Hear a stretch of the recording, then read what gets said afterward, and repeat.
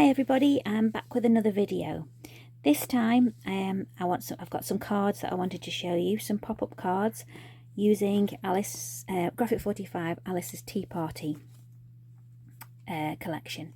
They're a simple 4x6 card, but inside they're decorated with a little pop-up element.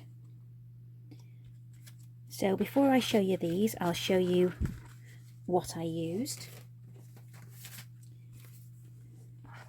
This is the Alice in Wonderland, I keep calling it Alice in Wonderland, Alice's Tea Party collection. This is the 8x8 pad. I did use some from the 8x8 and some from the 12x12. But just to show you the images in the 8x8 pad, there's 3 of each design, 8 designs. There's absolutely loads to use in this collection for whatever crafting project you've got.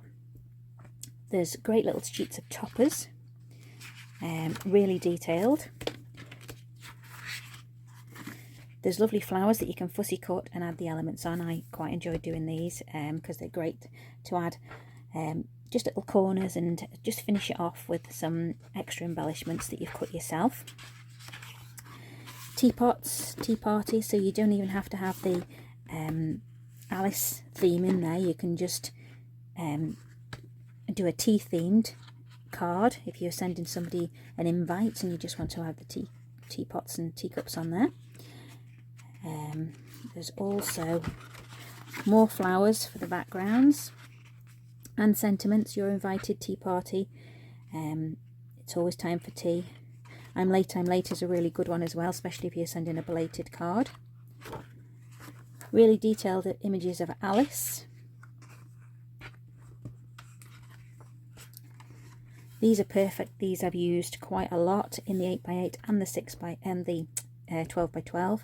12 little images, all characters from the Alice in Wonderland theme. The White Rabbit, Alice the Mad Hatter, Cheshire Cat, and the Queen of Hearts. A really detailed background with all the characters on. And again, more toppers and cutter parts that you can use, long ones for your DL cards, slim cards, borders, and little tiny sentiments there that you can add on. So that's what I used there in the 8x8 and the 12x12.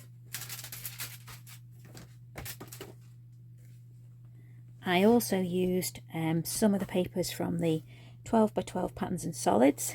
These are less busy backgrounds, but in colours that match in a pattern and in a solid colour that are great for breaking up the layers of the busy patterns and adding some more detail. So what I did out of this pad is I cut, my card sizes are well, actually 5 3/4 by 4, just because I used 2 out of an A4 piece of paper. So I cut my 3 pieces of paper from this pad to 5.5 by 3 3/4, and I made sure I had 3 pieces for each card, and I chose three of the colours. So I did a green, a blue, and a peachy pink from each one. I then stuck those down inside the card base. So there's my 3 colours, my blue, my green, and my peachy pink. I inked the edges and stuck them down. Now to make this mechanism is really simple. All you need is a piece of paper. This is a smaller one, but because I was testing it out. You can use any size, but what I used for my cards was 4 inches by 1 inch, and I scored it at every inch. So 1 inch, 2 inch, and 3 inch. And I really folded on all those score lines until you've got this little piece there. Then fold it in half with the open edges towards the middle of your card. So that's your long piece scored and then folded in half with the open edges towards the middle. And all I did on this first section is pop some glue or tape, and you want to pop that with the open edge up to, but not on top of, the fold line of your card. So there it is. That one section is now stuck down. still folded in half. You want to put it on this section now, some glue, and then fold your card. Again, it's up to but not over the score line. A little bit there that I've caught. And then when you open it up, you get this mechanism. And if you can just see there, my pieces of paper don't quite touch. And I quite like it like that because it's just around the fold line. You've got no creasing of the paper, it's not bunching up, and the mechanism folds really easily. And you can even, just so you can work on it, fold it flat so you can totally open your card, because sometimes I've made these and you can't open your card properly. So that way you've got your little mechanism, and then any little elements that you want to stick on, you can stick to there. So for example, I've got this little topper now that I've cut from the paper pad. You could stick that on there and have that, if you wanted to, just one big topper there. And as you fold it down, that would also fold with it.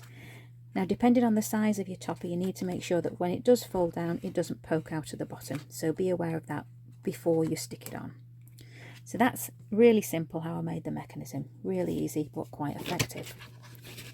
So just to show you the cards that I made, this is one with Alice on there, cut from the cut apart sheet. I've also trimmed out some of the teapots, and these are the flowers. I've popped those up on some foam pads. This is on foam pads, and I've added some tonic glitter drops to the corner. Then inside I've used one of the larger cut aparts here, and then this is from the 8x8, so there's similar images, but in different, you can see the difference in size there, and I just like that for the element of seeing both images.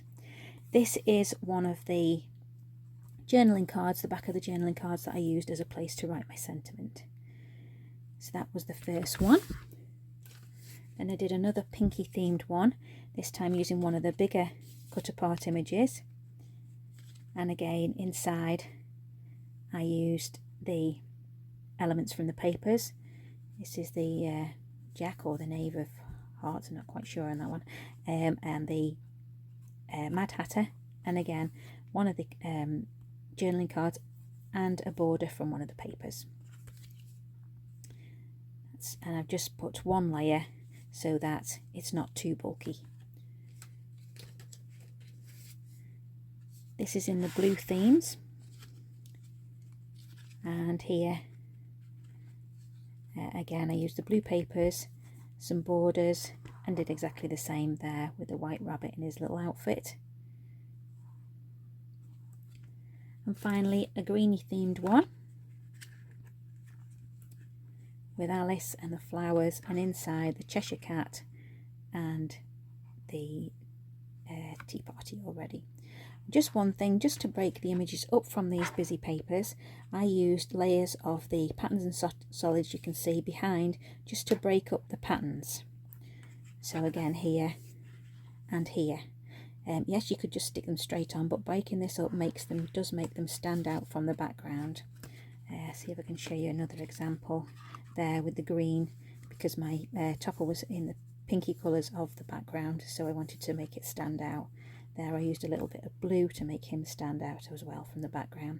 So just bear that in mind when you're making your cards, because they are busy papers, beautiful busy papers, and to get the best out of them you want to make each element stand out, and plenty of footy cut flowers. So those are my pop-up cards. I hope you like them. They're really easy to make, really effective, not just the fronts then, also inside. And one other little thing, I did have the sticker sheet from the collectible 12x12, so I popped a little sticker just to finish on the back of each one. So those are my pop-up Alice's Tea Party cards using Alice's Tea Party collection from Graphic 45. Thanks very much. Bye.